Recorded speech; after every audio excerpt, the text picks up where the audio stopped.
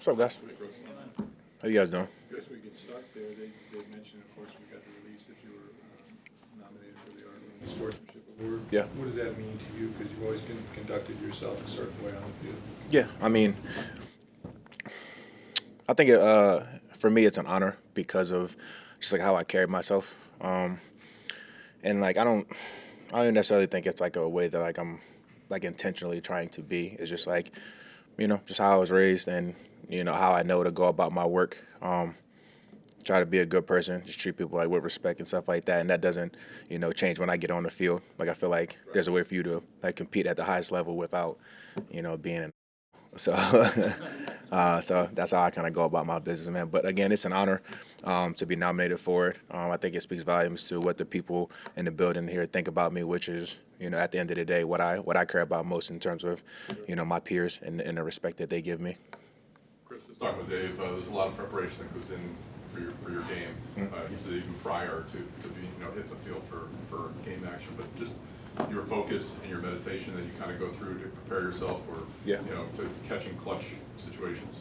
Yeah, I think like there's been a lot of work that I've been doing over the last I guess over my career, but especially the last like 3 or 4 years to just like help me, and whether it's clutch situations or just like the game in general. I think like a lot of it's been focused around just being present. Meditation's helped me a lot with that. I feel like it's a lot of noise that happens surrounding the game because obviously it's the most popular game in our country, and there's so much like surrounding it. So a lot of times it can be easy to get distracted by the outside noise or by the like whether it's the pressure of the moment or a bunch of different things. But for me, meditation has been something that's really helped me lock in and be in the moment, and that helps me in those critical situations. So when I go out there, it's I'm not doing anything out of the ordinary. I'm just doing what I've trained to do, but allowing myself to be centered, be present, allows me to focus in that moment. So yeah, it's a lot of things that go into it, but I'm grateful that I found a way through a lot of it. Because adversity comes, and it hits us in different ways, whether we expect it or not. But just being able to handle what comes with it has helped me a lot. Does that help you catch the ball? Because I mean, you've seen around the league, some of the biggest names, among receivers have dropped balls in clutch situations, and we have not this year. Yeah, I believe it helps. I mean, I think repetition helps as well. Just whether it's getting on the jugs or just like seeing the ball. I think there's a lot more that goes into catching than people realize. I feel like most people just think it's like a hands thing, right? Like, but it's a lot of it has to do with your eyes as well. And so if you are either undisciplined or you get like too lax, like with your eyes and looking the ball in, or you think that you have it and you go to make a move before you have it, like there's plenty of ways that guys can drop passes. It's happened to me in the past, but and so far this year I've done a pretty good job of it. So it's not something that you can just put by the wayside. You have to continuously focus on it and be locked in because as you see, like in some of the biggest moments, like it can happen to anybody. But I'm grateful for where I'm at right now, but I feel like I have a lot of work to do. Chris, on your meditation, who tuned you on to that, or did you come up with it yourself? It was really a process that me and my wife Mariah kind of found together. She's helped me through a lot of things, and it really helps having a partner that's right there with you through the whole process. Because I know a lot of times, things like meditation and mindfulness don't necessarily like they're kind of looked at in like a taboo way. But it seems like more and more like it's become a little bit more mainstream, so that's cool. But when I was kind of figuring it out, it wasn't necessarily that. So it helped having her by my side to kind of like go through the process and figure out exactly what I needed for myself to help center me.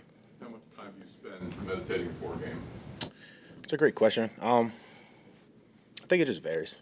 Like each game is different, just based on how I'm feeling going into the game. Like whatever's going on in my life that is impacting just like my energy that day will impact it. Sometimes it's only a few minutes, like right before kickoff. Sometimes I need a little bit more, but I try to do my best to just like listen to my body, listen to what I need on a given day. You're a guy that appreciates consistency, you got consistent hands. Yeah. Since you arrived in 2017, years before that, Mike Evans has continued to get 1,000-yard seasons. Yeah. Right? He's 30 now, which is still a young age, but at the same time, do you marvel at how he's been able to fight through injuries, stay on the field, and stack these 1,000-yard seasons like he's in line to do again this year? Yeah, man, it's I say it, year in, year out. It's just as impressive each year. And similar to like what I was saying, like with catching, like people don't understand the amount of like things that have to go right for you to get 1,000 yards every single year in your career. And it's not like he's had one quarterback and they just have like a special relationship and they're locked in. It's multiple quarterbacks, multiple different offenses, teams double teaming him, multiple different receiving cores around him. And then on top of that, dealing like with, his like staying healthy enough to play in like enough games to get it. And each year has been different. It's not like it's always been like 1,800 yards. Like there's been times where it's been like 1,002, but like every year he figures out a way to kind of hit that. And just like being with Mike, day in and day out, it's not something that he ever talks about. Like he does. He's not in like, man, I got to get this 1,000 yards. I got to keep this going. It's like he's just there to work. And that's something that me, like as a player, I respect that a lot because he just goes about his business the same way, and he's going to go out there and try to be as dominant as possible. So I think that's one of the more impressive stats out there, regardless of like what anybody else thinks. Chris, you were counted on as a rookie and you produced right away. Mm-hmm. It's a hard position to do that sometimes. You lost Russell Gage, and there's always going to be attention on you and Mike. Yeah. And if you don't have the ball a lot, like you got no targets in the first half last week. Yeah. But for the younger guys, whether it's Trey or Kim, whoever it is, how tough is it for what they're trying to do to be that third guy, and how have you seen them grow over this first half of the season? It's definitely it's very tough. I think that like anybody coming into the NFL, like you all want to be, like if not the guy, one of the guys at your respective position. Like you want to have a starting position and you want to contribute. But for a lot of guys, that's not necessarily the path that that you get to take. So you kind of have to deal with like the mental aspect of figuring out where your place is on the team, like earning a spot, figuring out what your role is, and then trying to thrive in that role. And like you said, we have a great receiver like group, and we got guys with a bunch of talent.